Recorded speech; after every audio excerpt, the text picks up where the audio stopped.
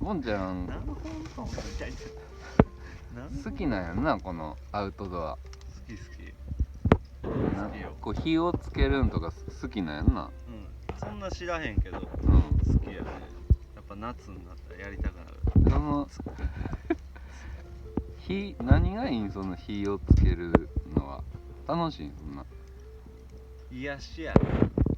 あ、癒されるん、これで。癒されるね。ぼーっとできるね。ああ、ってことは、うん日々がすさんでるってこと？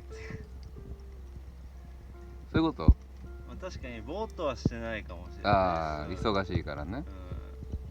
うん。で、今癒されてる？今癒されてるね。